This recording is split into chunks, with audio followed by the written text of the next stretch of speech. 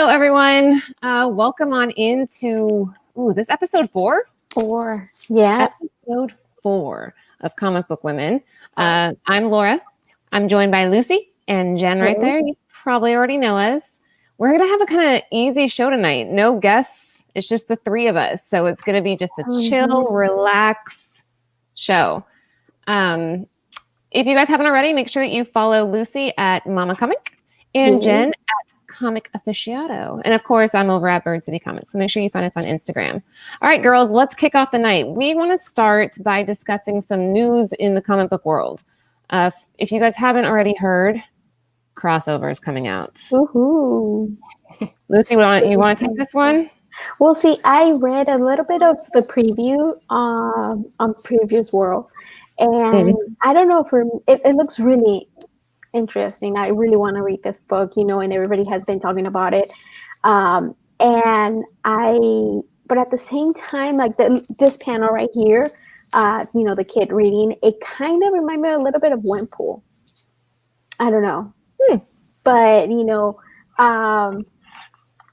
I mean, obviously it's not going to be like that. Who knows? No, I can see that. Yeah, this has been being talked about for so long. I mean, you have obviously Donny Cates, which everybody just raves. And this has been in the works for quite some time now. And from what I understand, Jen, what's like a brief description of what this is about in case somebody out there hasn't heard of this by some chance? So from 3 pages I got to read and then like listening to Donny Cates in a couple of interviews, the crossover is like a true crossover. It's it kind of talks about like the comic book world and the real world. And that's to me, that's the crossover is like, what if it does bleed into each other? Like the 3 pages that I read made me really regret not putting it on my pull list. So now I'm going to be going in on Wednesday and trying to score one. We'll see what happens. But that's a really interesting premise, I thought. I'm sure you'll find one, right? Wait, what? I'm sure you'll find one because there's like so many covers for this one that I honestly don't know what's the print run on this, but I'm sure you'll find a copy of at least the regular. True. Did you guys ever see like Cool World or Who Framed Roger Rabbit? Yes, Who Framed Roger Rabbit? That movie used to terrify me where the little roller went over and killed the little... That's kind of like what I thought about was like the mixture of worlds, right? Like...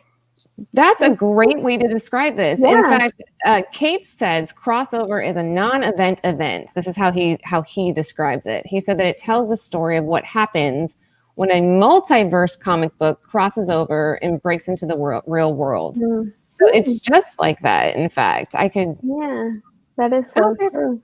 There's Cool World. Wow. Yeah. So this one comes out tomorrow.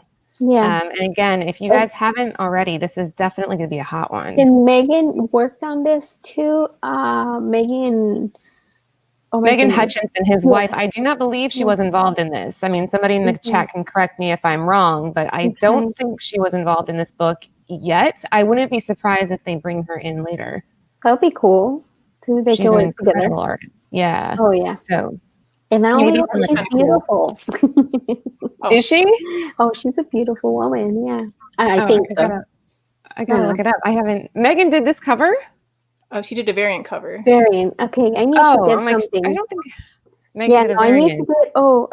Yeah, she did a cover. I want to say an exclusive, but I'm not sure. But yeah. Maybe Brian can something like that. Yeah. I think they did the art with the coloring of like the comics being very colorful and then the real world being very like gray and like black and white. That's so depressing. But yeah, you're right. That's very artistic. That's that first one right there. That's the one that she worked on. Yeah. Okay. I knew she worked on it. Is that a homage to an X-Men book? It is. Yeah. Yeah, that's interesting. Well, there you go. So now we know she did do one. That one might even be. Yeah, I knew it was an exclusive. Okay, yeah, there you go. Yeah, I knew she worked on, or was working on a cover. These release tomorrow, and if you don't have them on your pull list, you should probably still be able to snag up at least one of the variants. call your local comic book store or message them, whatever you guys do, to get a copy of However you. you get a hold of your people. Yes, yeah. So that's what we wanted to give you guys for news. We're going to move on. Now, this is kind of a touchy subject given that today is election day, but it was also kind of appropriate with the 5th of November coming up. Jen, what is this? So Guy Fawkes Day, which is also, I think, Bonfire Day, started in like the 15 or 1600s. And basically it has to do a lot about religion and not totalitarianism, but kind of about being made to follow a religion or you get like fined, right? So it's like Catholicism and was it Protestant, right? And so what's really cool about Guy Fawkes Day is when Alan Moore and David Lloyd were working on it, they had this whole thing worked out, but they didn't know how to make the main character look. And it wasn't until I believe it was David Lloyd that suggested the Guy Fawkes mask. And they're like, oh my God, this fits in great with being in England, especially, and just tying that all together. So yeah, that's interesting. I don't think I never knew that. When I've watched the movie, I've read the books, but I didn't even know there was so much rooted in that storyline. So a quote from the movie itself is, people shouldn't be afraid of their government. Government should be afraid of their people. And I remember watching that. And at the time I was like 17 or 18 years old, and it didn't mean anything to me. It's like, that's stupid, you know? But as I get older, that kind of resonates on a different level. And again, look at where this is rooted in these two comics is where this started, Jen? Yeah. So Warriors, them putting the idea out there. And so those are like, I guess, what would people like for Hellboy being in those other issues, like the first issue, basically. There's a word for that, I can't think of right now. You see, like, well, I watched the movie too. I remember watching it in theaters twice when it came out, and I didn't know it was obviously at the time I didn't know it was based on a comic book. But I loved the movie. I thought it was so, even though I was younger too, like I thought it was like, oh my God, this is freaking amazing. Like, and I felt a little bit that little scared also, like that it could happen, I guess. It totally could happen. That's what makes it so freaky, is that there's so many ways where you could totally parallel this to real life. And this was back in the 80s. Like when he wrote this was in the 80s. And then the time period is like, I want to say it's in the 90s, 97 era is when he had this story take place. And then for the movie, it came out in 2005. And then it was like in the 2020s, 2027 is like what I was like finding out. And I was like, that's really interesting that they did that. Like the story was in 88? Like, yes. I can't remember in 80s for sure. I think it was in the late 80s too. So yeah, it's kind of interesting. The mask part though is, in my opinion, paramount to the story. Like without that, no shit. You have one? Oh, sorry. Where did you get that? So where did you get that? A couple years ago, it came with the graphic novel, and it was like a set. So I saw it, and I think I want to say it was like $30, and it came in a set in a comic book store. Wow, that is so cool.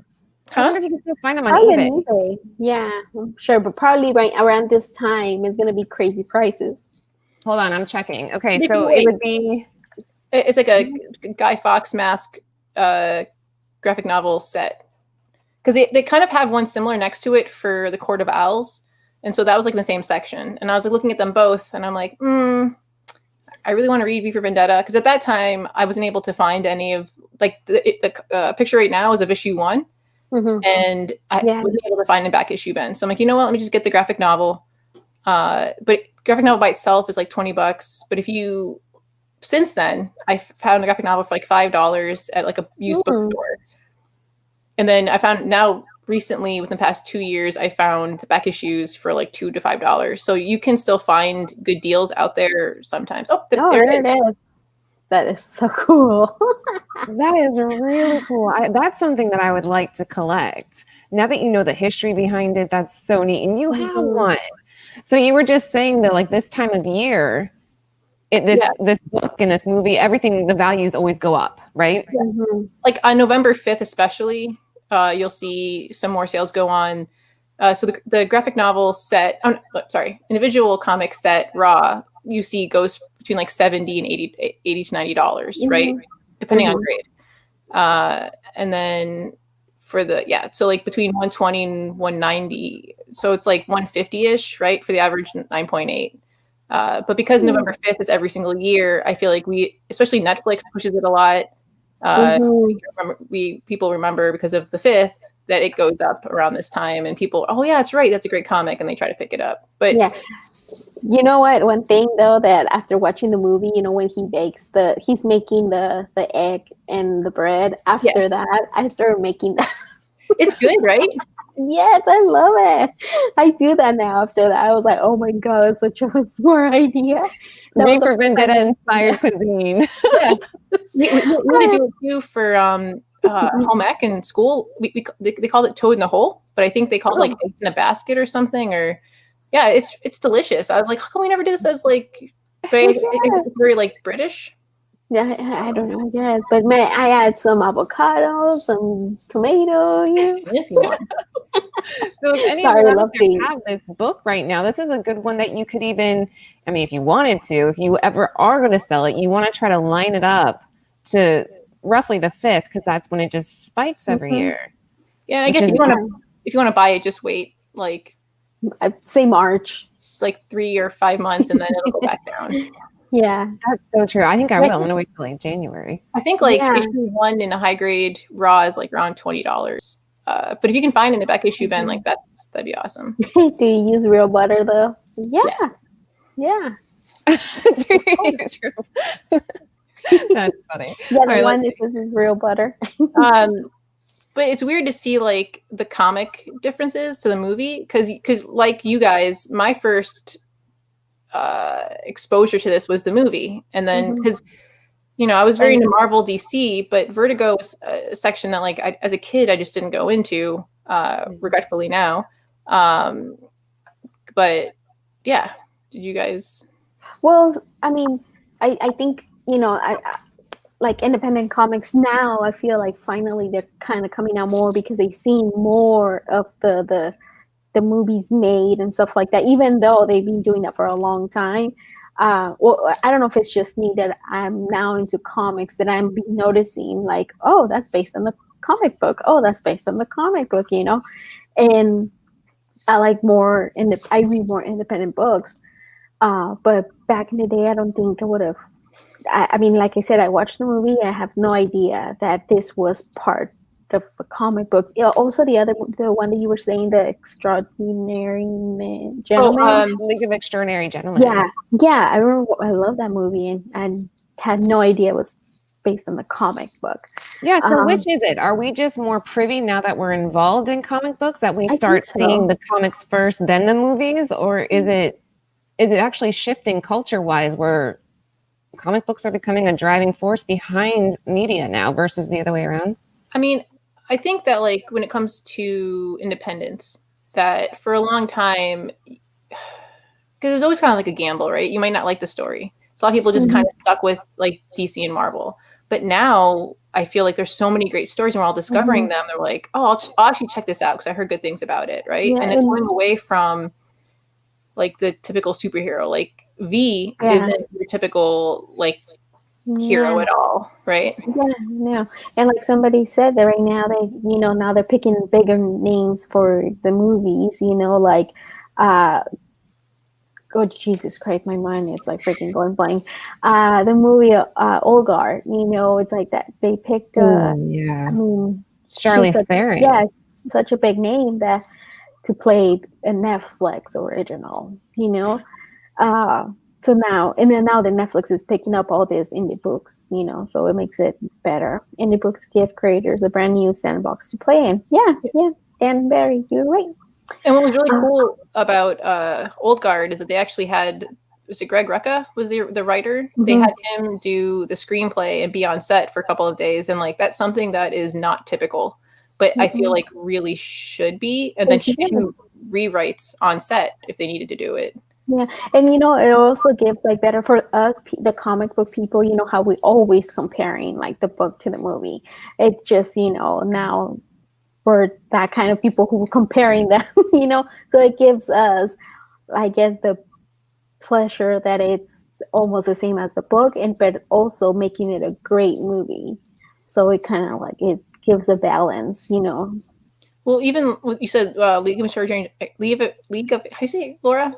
League of Extraordinary Gentlemen. There Yes. you go.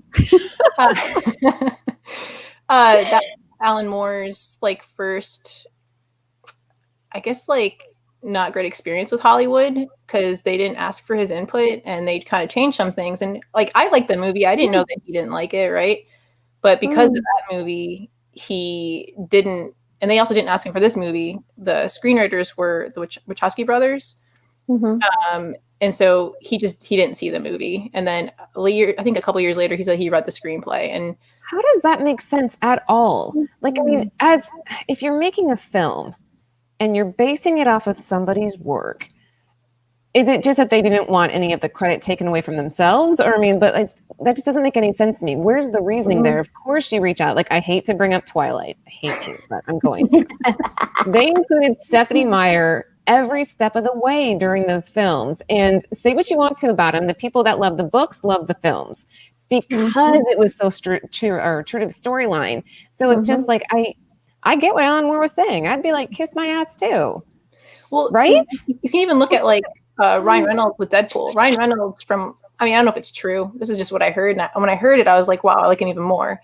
But he apparently paid to have the writers for Deadpool on the set. Or wait, the writers or the screenwrite people to make sure you are not allowed to make Ryan Reynolds more attractive to me. You can't say anything that makes me love him more. If that is true, that's badass. That's the kind of mutual respect that should be between the original writers and whoever's turning it onto the big screen. Definitely. Like when I heard that, I was like, he's a genius. That's why he does all these things and is so successful. Like he thinks things through maybe a little more in depth, and that's just better. Dan Barry saying Alan hates that he lost the rights to the comics. DC royally screwed him over with Watchmen. Same thing happened there then? Oh. Well, Watchmen, yeah, that's a whole like what they call them, rabbit hole to go down. Oh man, is that a whole another episode if we start on that? That's another hole. Yeah, because on Dark Side, the Marco goes down like a rabbit hole. They hold up a little like hole with rabbit ears. It's funny. We should have a whale hole on our show. That's what we should have. The whale hole. Yeah. So any of you out there, if you haven't already watched V for Vendetta, remember the 5th of November and get your asses onto the couch, watch it, try to find the book if you can, because it seems like there's just so much that was left out. Find the mask if you can. That's going to be my chore. That'll be awesome. The V for Vendetta comic is... So I read it after I saw the movie. It's a lot different. It's not even like... There's similarities, of course. That's why I think the movie is just more... It's inspired by the book. But it's like darker. It's more mature, definitely. So it's not like for kids. I wouldn't recommend it. No. I mean, even the movie, I guess, right? Like something. No, maybe the movie. I wouldn't let my 10-year-old watch it. I don't think. Well, maybe my 10-year-old he could watch it, maybe. But I don't know. There's the creepy scene where she's in that little girl outfit. Oh yeah. So probably not kid appropriate. Never mind. You know what? I have to watch it again. It's been a while since I watched it, so I'll probably watch it on November 5th. Really good. What better time than now? All right, let's move on. So we are going to move on next, guys, into our weekly picks, our weekly comic, movie, TV. I'm going to start. So I remember when Hunger Games came out. I was so obsessed with that book. That's a great example of a book that follows, or a movie that follows the book really well. But I love the Hunger Games because I liked the premise of it. I thought that modern day fighting in an arena for entertainment concept was realistic enough to make it scary, to make it nail biting. So Versus is one that I don't feel like a lot of people have heard about. Anthony brought it to my attention. He's like, Laura, if you liked Hunger Games, read this one. So essentially it's privately funded soldiers that are placed in like these arenas, and they have to battle for fame, money, glory, whatever. So just picture like a Hunger Games, but with soldiers. And the first, I mean, aside from the interior art being, in my opinion, fantastic, the first issue is a little confusing, if I'm being honest. I was having a hard time telling whether or not what was happening was his like a virtual reality or if it was his actual reality. So I'm hoping as I read a few more episodes that I'll kind of understand it a little bit better. But this is a good book if you like the idea of humans being capable of killing each other for entertainment. You know what? And you need to watch Battle Royale if you like this kind of stuff. That movie came out in 2000, and I want to say it's a Korean movie. You know me, I love Korean movies. No, I'll watch it. I mean, if it has that premise, yeah, and I don't know if it's Korean. I'm not sure. Oh, Japanese. It's a Japanese film. My husband showed me that one. There you go. There it is. Oh, cool. That movie is crazy.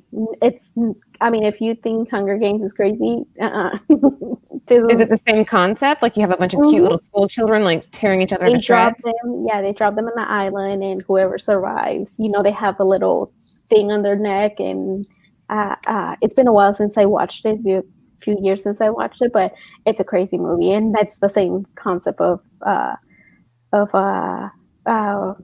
Hunger Games, kind of. Versus. So it's like, I don't know. You think back to like gladiator times, and we've already seen this happen. I mean, even if you want to get technical, I think modern day boxing is just fucking brutal. Same idea. You're just beating the shit out of each other, and it's all for entertainment. So, but this one just gives that twist on it because you actually have trained superstar soldiers, so to speak, that are going out there and. Yeah, this looks cool. I think it's a cool cover. I remember seeing this cover at the store. The cover I have is actually a variant. Okay. I don't know what I did with it. It's like it just says versus like on a gray cover. But yeah, this is one that I think after the first issue, you're going to want to read the next one because I already do, and I think it's going to end up getting better and better. It has all the ingredients for a solid storyline. You're already kind of invested. You're trying to figure out what happens next. So in versus, like, do they enjoy fighting, or is it against their will?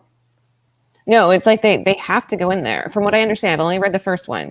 It's like they're hired, and there's in the first couple pages, one of the characters actually kind of realizes that she's supposed to pause. Like it's like a game. She has to pause, and so she doesn't want to pause. So they literally just take her out and replace her with somebody else who will kind of abide by the rules. Huh. So. That's cool. Yeah, it's an interesting pick so far. I'll keep you guys posted on how this one develops. Yeah, I think I want to add this to my list to read. Yeah. And it's by Image Comics, right? It is. This is an Image Comics book. And let's see here. All right. So, and then moving on to my movie. Mm-hmm. I mean, you guys probably already heard Sean Connery passed away on Halloween, which... I mean, he was a badass. You think of all the films that he gave us, aside from, I mean, we were just talking about Leave Extraordinary Gentlemen. He was in The Rock. I mean, the James Bond movies, obviously. But Entrapment was one that I brought up because I was talking to Anthony about it on this show the other night. This is one of my all-time favorites with him because it's so, I think his performance in this is fantastic. And Catherine Zeta-Jones is... I love her. I mean, how do you even I was smiling so much at first. I was like, oh yeah, Catherine Zeta-Jones. And you're like, Sean died. And I was like, stop smiling, Jen. Sean died. It was horrible. No, but Catherine Zeta-Jones is phenomenal in this movie too. Do you guys remember the scene where she's wearing like that yellow silky dress? Mm-hmm. And then obviously the laser scene. So if any of you out there haven't seen this one yet. It's been a long time. I need to watch it again. You both have seen it though, right? Yeah, it's been a while though. Yeah, but yes, I've seen it. And if it's... Oh, go ahead. Sean Connery will always be Indy's dad to me. Oh, that's another one. That's another great... And I felt like we had to pay tribute to this man because he's just... I heard that his last like few years were kind of rough ones. And I want that memory of him just to be this is the version of Sean Connery that I'm going to keep, because I thought he was very vulnerable in this movie, but still strong, which is a hard combination to pull off. Yeah. You guys have anything to add? Ooh. Okay, Jen. This one got me excited because I know that you play chess, right? Yeah. It's on your little profile pic. So I was going through, and I grew up in a family of chess players. My dad was a chess champion back in the 70s, and my son plays chess. My 10-year-old son. Oh, we just bought one, so my husband wants to teach my son. He wants to teach our son. Okay, so I shit you not. Listen to this. I'm playing chess with Adam. He's 10, you guys. And I'm making my move, and he looks up at me and he goes, "You don't want to move there." And I'm all, "Yeah, I do." He goes, "You don't want to move there." And I'm like, "You little shit, I want to move there." And like 2 moves later, he takes my piece and he's like, "Told you." But he had already projected ahead. And this is when he was like 8 years old. He started playing tournaments.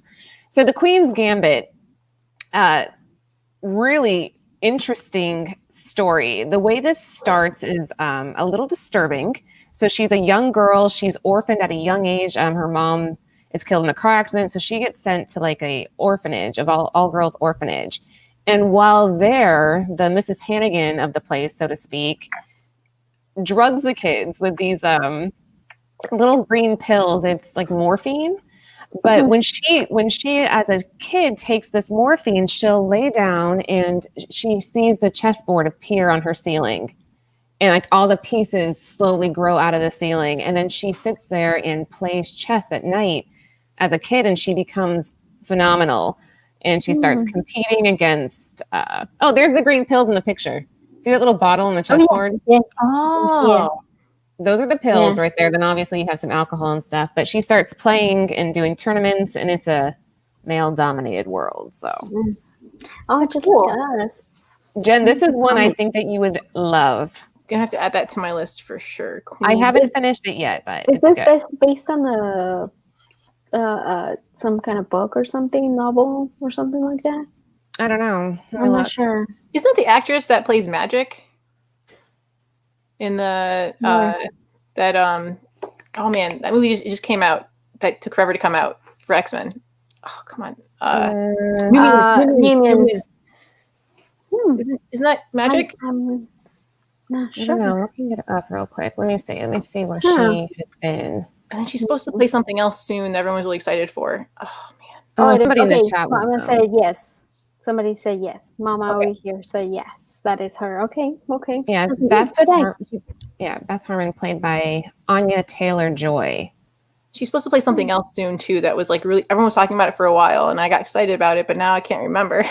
You know what's annoying is I saw a picture of it today when I was like getting my images for this, and there's a picture of her in the movie coming up that you're talking about. But so hang on. Does anyone in chat know the movie she's supposed to be playing? She's like a young character. Oh wait, shaved head, and it's Mad Max. Furiosa. Really? Yeah, but like it's supposed to be like a prequel with like, I want to say the guy who plays Thor is supposed to be in it. Maybe. Oh man. Oh. Gosh darn it. We're horrible. I'm trying to find it. Furiosa. Okay, yeah. Okay.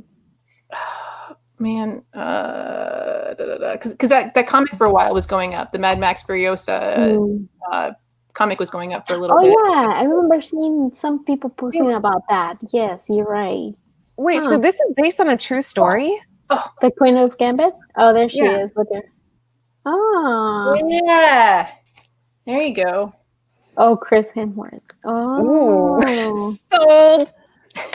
Yeah, she's a phenomenal actress. And this anyway, I mean, this series has been great. And I think it's just one of those ones that even if you're not a chess player, the story itself will keep you engaged. And she's really good. Somebody up here was saying like a Bobby Fischer type version. And that's nice. That's the idea, that genius chess player. Yeah. He's Bobby Fischer. Oh, nice. But maybe see that movie that it's about Bobby Fischer that has who's the guy that played Spider-Man the first time? Tobey Maguire. Mm-hmm. Yeah. Play in that. I haven't seen that movie yet though. Nice. All right, so those are my picks. I think we're gonna move into mine. Yay. Okay, so Batman Last Night on Earth. This one, I picked this one up when it came out, and I read issue 1, and then I stopped reading it because it took forever for the rest of the issues to come out. It's only 3 issues, but the book, it's a little bit thick, so it's kind of worth it. But I started reading this one again because I didn't finish it. And I really like it. I really like this, but it's kind of a different story. Like when I was reading it, I don't know if you guys read Moon Knight when it came out 2016. This one right here. When I read this one, I felt like it was very similar.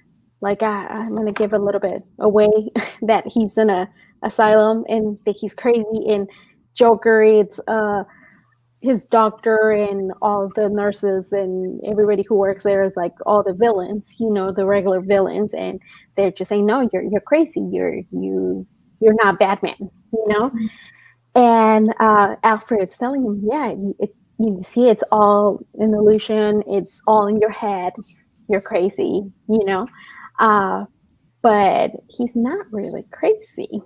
So it's all kind of like, because supposedly Batman killed his parents, and it was not, how the original story, how somebody else killed Batman's parents and whatever. And he then, so it's in everything there was kind of like Alfred kind of like put it for him not to help him have, I guess, a better life kind of thing. And but then he gets out of the asylum and everything's kind of like apocalypse. Everything's destroyed. Everything's completely different. And you see that little lantern that he's holding right there. He has the Joker's head. And I thought it was a different, interesting concept. And what Snyder and Capullo working together, they always do an amazing job. I love them when they work together.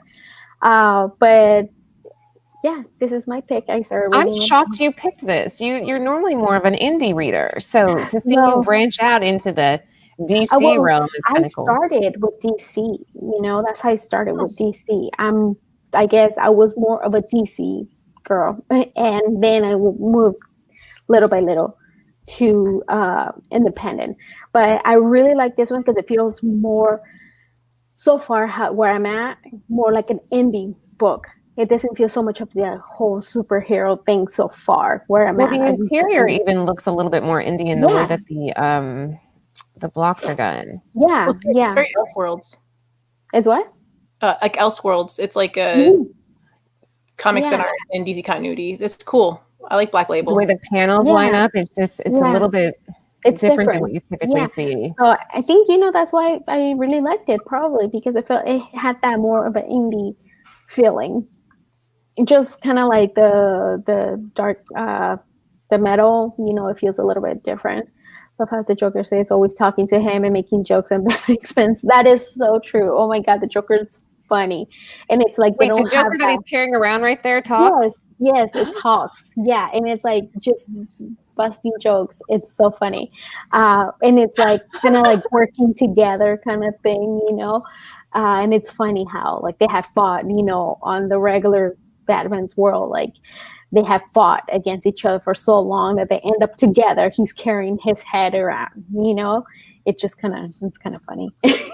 But yeah, I really like this first issue. I need to read the second. And like I said, it's only 3 issues. I'm missing number 3. I only have 1 and 2. I don't know why I don't have number 3, which I need to order that one because I like to read the physical copy. I have them right here. I like the same way. I like having the actual book in my hands versus like a PDF or Definitely. So I like this one. We're moving to my movie pick. This one is Encounters of the Spooky Kind. I love Sammo Hung. Him and Jackie Chan worked together a lot. Him and another guy, they kind of got famous, the three of them together, Jackie Chan and Sammo Hung, and I always forget the other guy's name, but we always call him Ricky because that was the name of a character in one of the movies. But for me, if I have to pick one between Jackie Chan and Sammo Hung, I will always pick Sammo Hung. He is hilarious. And this movie came out in 1980, and it's that little thing that he's fighting. It's a vampire, but it's used to be a regular person, and then after they die, they can come back as a vampire. But then the way he's coming back to life is because somebody else is controlling him, and it's going after Sammo Hung. And it's a comedy, but then at the same time, if you would have seen this like back in the day, it would have been scary.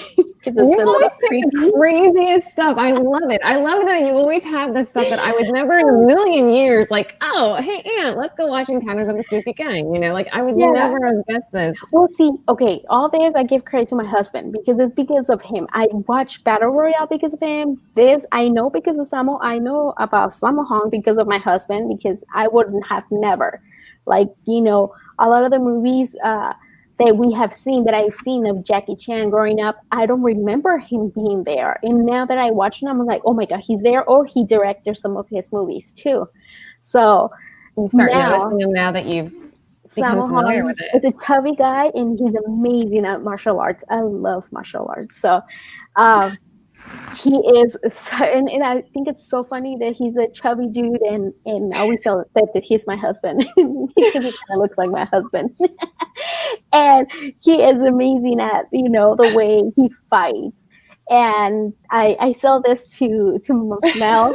I'm like, have you watched this? Because I'm always talking to him about fighting or UFC fights or stuff like that. And I'm like, you need to watch this. It's funny and it has great fighting scenes. But yeah, this is my pick, and we watched it last week, so it was before Halloween. What's it on right now? You can find it on Amazon. I think you can buy it on Amazon Prime. Yeah, so I recommend it. Bless you. Bless you. That was actually restrained too, so sorry. But yeah, so those are my picks, guys. Jen, you're up. In Basement Issues, yes. Wrote a comment, yes. So Power Rangers Ninja Turtles 1 through 5 is my pick. It is awesome. If you guys get a chance to read it, like if you're a Power Rangers fan or a TMNT fan, like definitely check it out. I have the variant for issue 2. It has my favorite Ranger and favorite Turtle. It's Leonardo and the Green Ranger, if you can't see it. But yeah, it's a cool series. That's cool. Yeah. It's a mashup. So Boom Studios and IDW got together and they did this collaboration, and it is awesome. Like, I was so happy the whole entire time. The variants. Now, I wasn't the one that did all the variants because it was every turtle and every Power Ranger helmet, and I'm like, okay, I can't afford to do 5 or 6 issues per issue. Maybe like a long run goal, but not current. But yeah, it's really cool. They melded the things together. It was more under Boom this time. I think for the sequel, which I think is going to happen, is going to be more IDW and Boom. Like they're going to switch it just to be fair. But yeah, it's just them in the same world. And wait, how do they meet up though? How does that start? Well, okay, so I don't want to give too much away. Don't give it away. I want to know how that happens. Okay, so basically Tommy is trying to save a childhood friend. And so it happens to be where the turtles live. And Tommy goes off the grid. So the Rangers are like, hey, where's Tommy? This is so weird, he's gone. And they can only track him when he turns into Green Ranger. So he hasn't been Green Ranger in a while. And then when he goes up against the Turtles, I think the second time is when he turns into the Green Ranger to defeat them. Because he's undercover with the Foot. Like, it's a great story about him going undercover to save somebody in the Foot. And then the Turtles fight the Rangers because there's like a miscommunication, like what's going on. Because Tommy turns into the Green Ranger, fights them. So they think that the Turtles are like Rita Repulsa's like minions, but it's like, no. And the banter they have, and like Donatello and Billy having like a little banter, and the thing is like the other some of the turtles become like fanboys because they're like, oh my god, the ranger is like, what is this, right? And then the rangers are confused almost the whole entire time because they're like, who the heck are you guys? Because remember, the turtles fight like undercover. They're not like really known to everybody, but everyone knows the rangers. Like, oh man, like you see, oh man, I don't want to give it. So basically, at one point, Tommy loses his coin and Shredder gets it, and then he figures out how to like demorph the rangers. So then the turtles have to use it. Oh my god, it's so good! Like it's only 5 issues. Pretty cool. Yeah, right. Like, and then at one point you see the ranger. So you see the turtles morph, and I'm like, wow, it'd be really cool if in the next sequel maybe because the city at war, you see people turn into mutants. It'd be cool to see the rangers as mutants, but I don't know if that's gonna happen. But like, oh man, like I was so excited the whole entire time. Like I could see it like right now the way you're explaining. You're so excited. She's excited just talking about this team up here. This is it was a team up I never thought I wanted. Like I didn't know. Like I wasn't like, oh man, I want this to happen. Come on. When it happened though, I was like, well, let's see how they do it. And then I read it and I was like, oh my god, more. Like it's kind of like I just wanted to keep reading the story. And when it came to an end, I was like, okay, but they left it on a cliffhanger, right? Like basically Shredder takes Rita Repulsa to Dimension X to meet the Krang. So I'm like, okay, so they have to do a sequel. It has to be in the works. Like there's no way they just leave it like this, right? Like it's so like deep breath. And okay, so Stranger Things. Jen, before you start, guys, before Jen starts this one, she has never seen Stranger Things. I know. It shocked Lucy and me too. Like she had never seen it. This has been out for so long, just like everywhere. And this is Jen's first time. Go ahead, Jen. Be nice, guys. Be nice.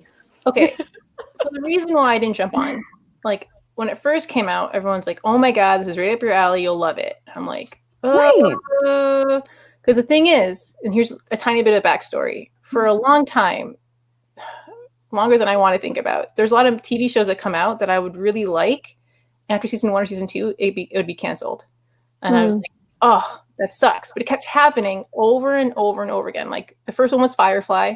1 season got canceled. Oh, I liked Firefly. I watched that too. Right? And then we got a movie later, but that was like years later. Got a movie finally. And it was a good movie. I like that movie. But and then it was Sarah Connor Chronicles. Took a while to get going, and then like the last episode left you on a really big cliffhanger, and I'll never know what that is. Women's Murder Club also, because there's a writer's strike, got really good and then got canceled. And that was Women's Murder Club was it Patterson has a bunch of books about it, so I started reading those books because I'm like, I want to know what this world is like beyond the season that I got. Dollhouse was another one that had like a season or 2 got canceled. You just kept getting hurt.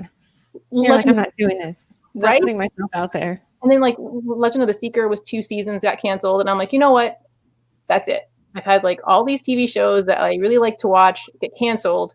I think I'm the death. If I like it, it's going to get canceled. I'm not going to watch it. Oh, Daniel, you watched it. No, I just. And then season 2 happened. And I'm like, nope.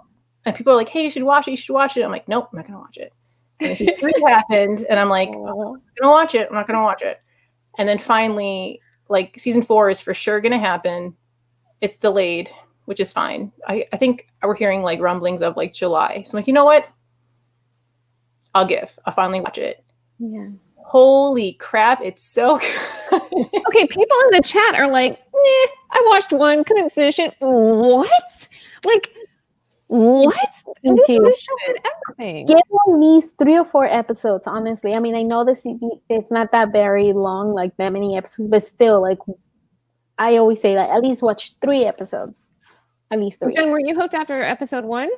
Okay, so I had a lot of questions after episode 1, and I was watching. I remember her texting us that. She's like, I have questions. I had so many questions, right? Because I like to know the answer. Like, I like to think things through and like, okay, like, what?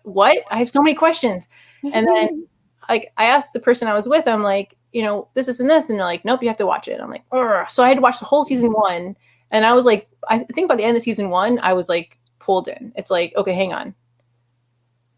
I need to find out all these answers. And there's still some answers because I still asked you, Lucy. I'm like, hey, how about this? And you're like, we still don't know. And I'm like, oh God, I want to know these answers.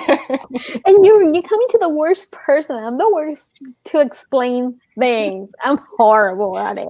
So I'm like, I don't know. It's so good. And it's like 80s references up the wazoo. Like, and I'm, I was born in 83. So like all these things were like, just like homers, like knocking out of the park. And I'm like, okay, this is great. More questions. And it's like, maybe the answer like one or two, but then leave you with more. And you're like, oh man. And then there's a lot of like parallels. Like, I think I guessed part of season 2 because it kind of reminded me a little bit of Buffy. So in the season finale of Buffy, the Hellmouth was underneath the city of Sunnydale. And they had to like close it. And that's what those weird tunnels were to me. I was like, oh man, that's awesome. Right. And you'll pull a lot of parallels, like 11 being kind of like Weapon X. Right. Like I was like, oh man, that's awesome. Like they just wove all these things together to make a really original story that just reminded you of other things. And then I'm like, oh yeah, I miss watching that. I'll go watch back and watch that later. Have you read the comics yet? So that's another. Yeah, that's another thing. Like I ended up getting the ash can from my comic store. They just, hey, do you want to read this? And I looked at it and I'm like, oh, Stranger Things. Everyone keeps pushing me towards it. And like, oh, it's so good. And I'm like, So I took the ash can and I haven't flipped through it. So now after watching, I'm done with season 1 and 2. I'm into 3, but now I'm slowing down because I was like consuming them like crazy. Like next episode, you're like, I want to leave work. No food, no water. I want to get back to this. But the comics are like this little side stories. That's what I kind of like that. It's not like exactly like the show. It's like whatever happened to 11 while she was at at what Will was doing while he was. Oh well, Will. Yeah, I think the first one was Will, and then Elle, and then bunch of little side stories, which that's kind of good, and maybe it will answer all your questions.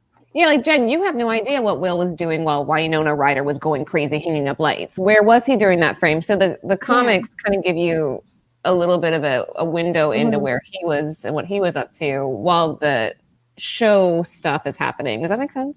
Yeah. So now I have to go. You're telling me I have to go hunt down those comic books now to. I might have one. I'll have to see. I had some signed by Green here, so I'll have to find. Let me check because I think I might have them because I think I might have picked up the first run. Let me check. Yep. I'm gonna check, then I'll if I have them, I'll just send them to you because I don't think I'm gonna. I didn't even read them honestly, and I got I have a lot of books that I just picked up, and I didn't even get a chance to read them. There's one that I got from Midtown, and it was an exclusive, and it was one of those little things coming out of the wall or something like that. I really like the cover, so I bought it. But yeah, I haven't read it. So Nancy and what's Will's brother's name? The one that's with Nancy? Yeah. No, that's Steve. Yeah, the one that gets yeah. Oh. They're together in real life. No, they're not. Yeah. They are? Yeah. They are. And I kind of feel like the show maybe just propelled them into fame so fast that it like ruined these poor kids' lives because like 11 gets stalked. What's her real name? I'm calling her 11. Millie? Bobby Brown? No. Millie something. Brown. Millie Brown. I don't know. I said Bobby Brown. That's the thing. No, you're close. You're close. She was in that in NOLA on Netflix. Oh right. Yeah, it was really good. I liked it. Yeah, it was really good. I liked it. It was cute. Hold on, I have to liked it. Oh, I want to say real quick shout out to CBS, not CBS, the CBSI for sending the shirt. Oh yeah, I'm wearing mine too. Jen needs one, guys. Jen needs one. Jen needs like yellow or green, so we're like a little triangle of. Yeah. I got the red one. I bought like they have like a CBGB rocker type one that I bought like maybe 2 years ago. It's somewhere. I think it's 30. Oh, really quickly, guys, before we move on to our review of Thor, if you haven't already, we are selling Ice Cream Man over on birdcitycomics.com, and this one is selling out. I don't even. You guys need to get that. That's an amazing cover. If we still have it, I think we do. I'm not quite sure. But yeah, so then obviously Vampirella too over there. These are both on birdcitycomics.com. I'm going to double check while we're chatting here to make sure they're still available. That one. Again, Sexy yeah. Batman legs. You may have already seen this. This is our Batman Catwoman #1. This is Scott Williams sketch, Jim Lee inks, and Alex Sinclair colors. But Brian always puts up the ink one because that's his favorite. That's his personal. He's like, if you're going to get one, get the Jim Lee inks because you can actually see the strokes. You can see those sexy legs.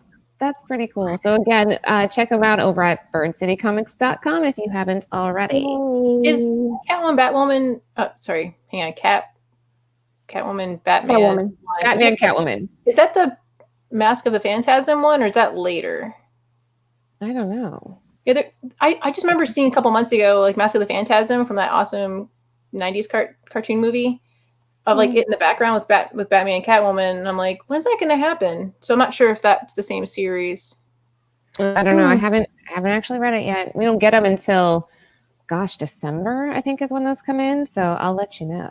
Okay, cool. I do know that it's what do you call it when you can like see private parts? Black label? Oh, risky. Yeah. So it's Black label. I'm curious if maybe we see like, I don't know, like a cat or boobies. Boobs, yeah, cat boobs. That was like a thing on one of the, what book was it? Where they almost showed the cat boob, but then they didn't. Oh, I don't remember. There was a book where they thought about doing it, but then they scaled back. So. I know about like Batman Damned, but I don't know about the Catwoman one. I own that one. I know about that one too.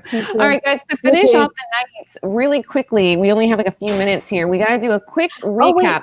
Before we go in, I forgot to mention my show on Tales by Lucy. If you guys go to my channel, I do once a week. I have a guest and they'll share their ghost stories with me.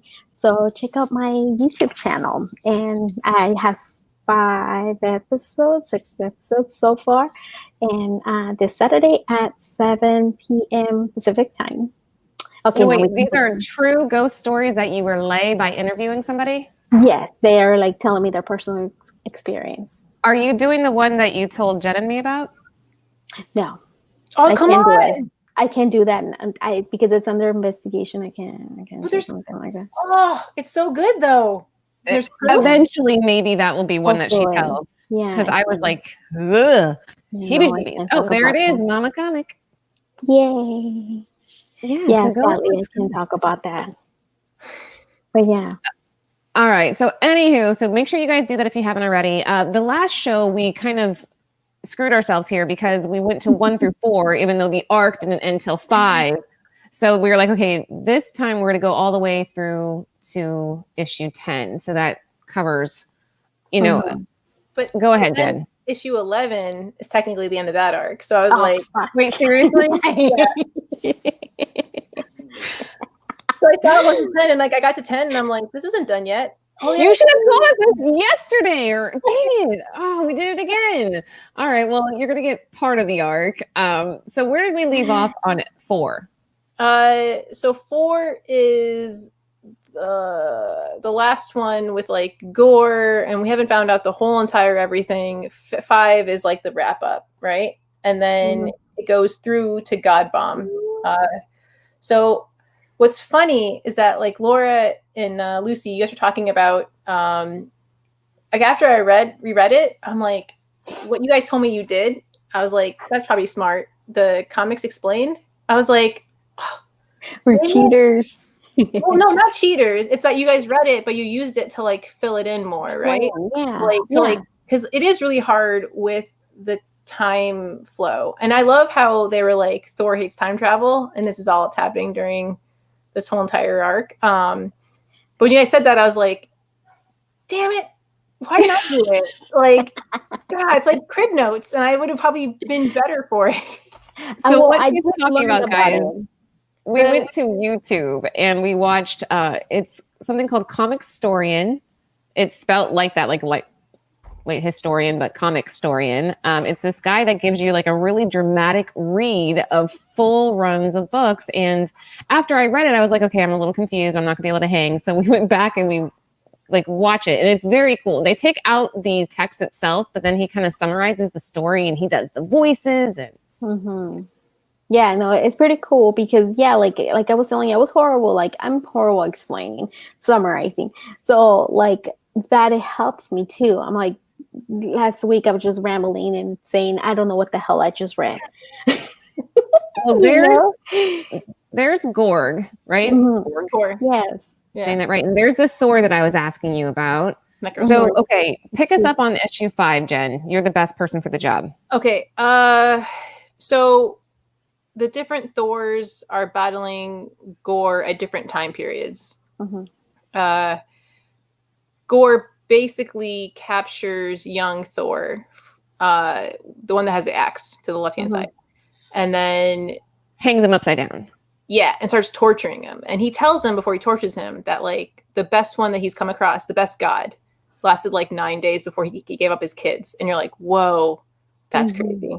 But then he tortures him and focuses on him for 19 or 18 days. And you're like, whoa, that's even longer than before. Holy crap, he's holding out.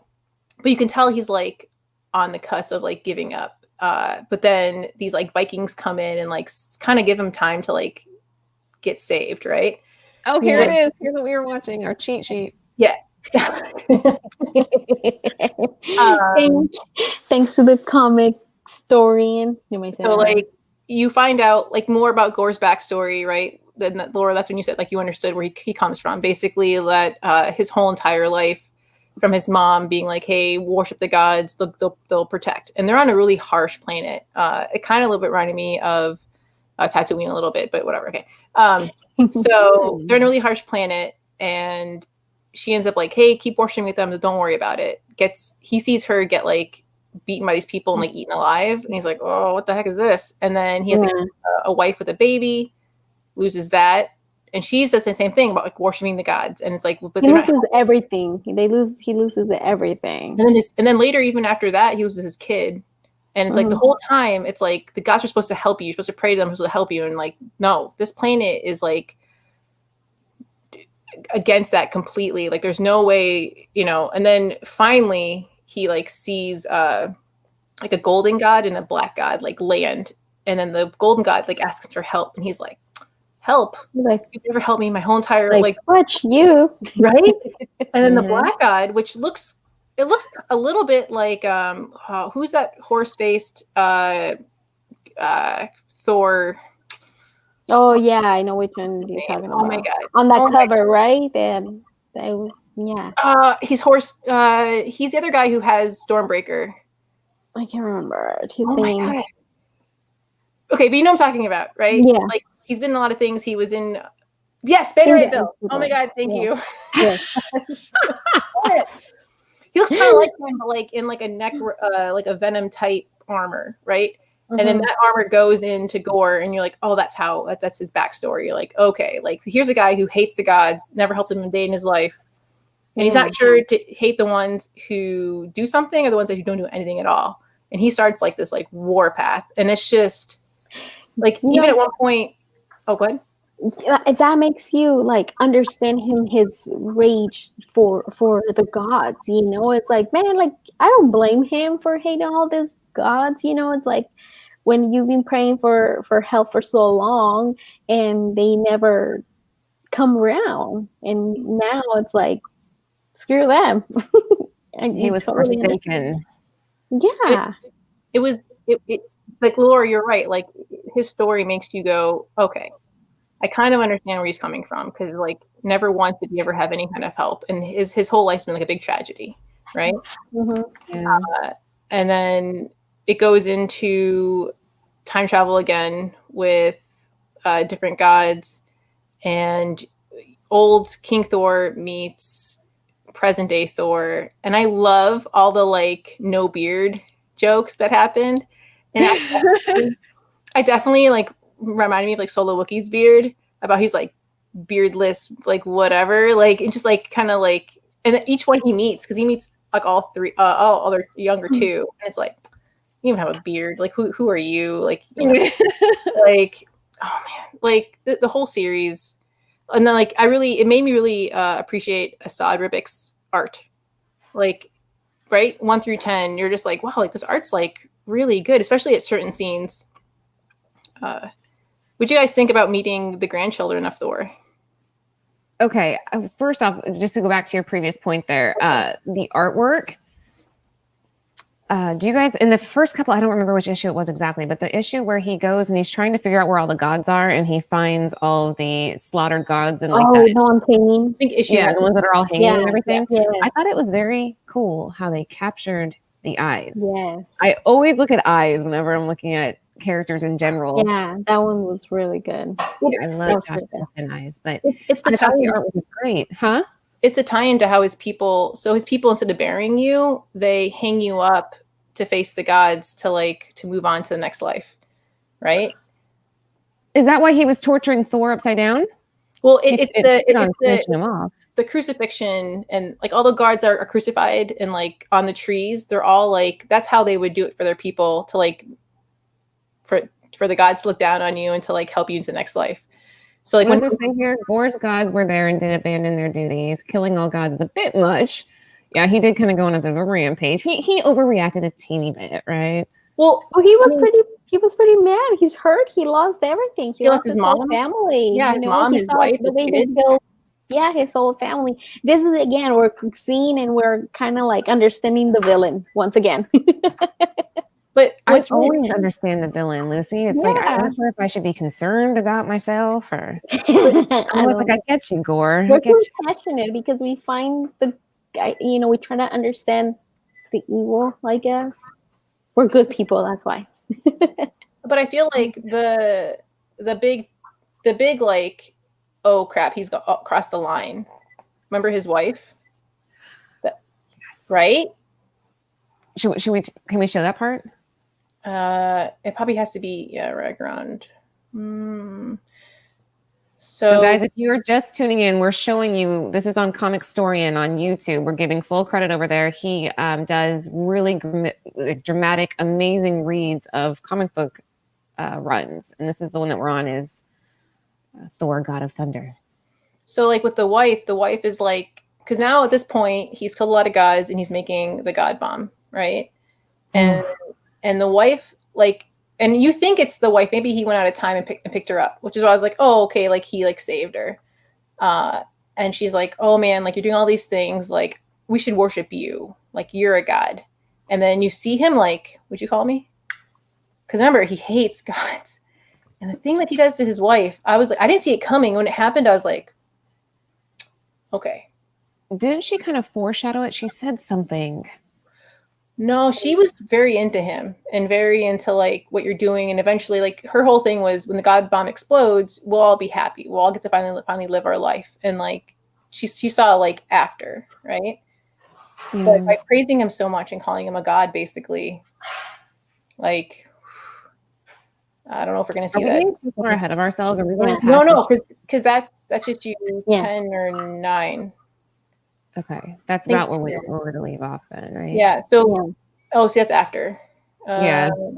So, okay. So basically, he turns to her and like impales her through the mouth. Yeah. And you're like, oh what? Shit. Yeah. And then later, the son comes in and is like, "Hey, where's mom?" But then you see like her hand, and you're like. And like that's like his downfall. Like the son, because before he was very like for the father's all knowing. He's the one that's doing all these things. He's great, kind of like with the mom. But that's like killed mom. Like, like that's it. Like, man, this story's so good. Like, I really love the interactions. You know what? Now after watching this, it make me like it even more because they like I said, I was liking it, but there was a lot. I felt like a little holes for me to understand. And then just watching this guy's video, it just made a lot more sense.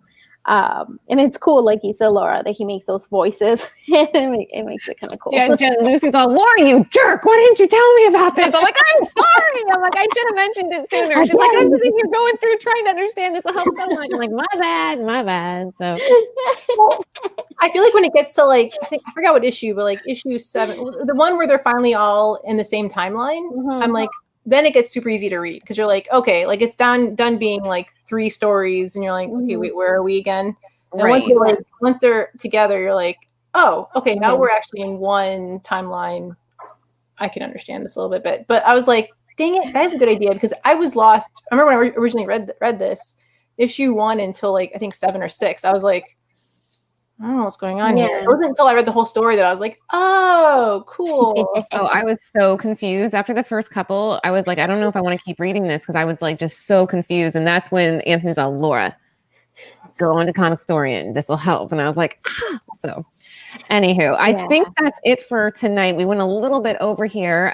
But guys, thank you all so much for coming out. We sincerely appreciate it. And again, make sure that you find Lucy on YouTube. She does really cool, like true story ghost stories, which are so fun to watch. All 3 of us are on Instagram. Feel free to follow us there too. And we will be back Tuesday. He's all waving from the back. He came out. What's the time frame? What time is it Eastern time now? Right now it's 7:09 here. So what time are we going live now? So it's 10 Eastern. Is what our new show is going to be? Oh no, we're still at the same. The same is the same. Wait, the same. Wait, hang on. 9 o'clock. 9 o'clock Eastern, 8 o'clock Central, 6 o'clock Western. Okay, so we're just all the ones that changed, right? Yeah, only confusing. Yeah, I think only us in California. I think we're the only ones who changed the time change. But so 9 Eastern there it is. Time. There it is. There right there. So we'll be back next Tuesday at 9 Eastern Standard Time. We have some good stuff coming up. That's all I'm going to say for right now. We have some more interviews and some more really fun content. So if you're enjoying the show, please like it. Leave a comment. Your feedback means a lot to us. Girls, you have anything to add? No, thank you so much for watching, guys. Thank you. Night. Appreciate it.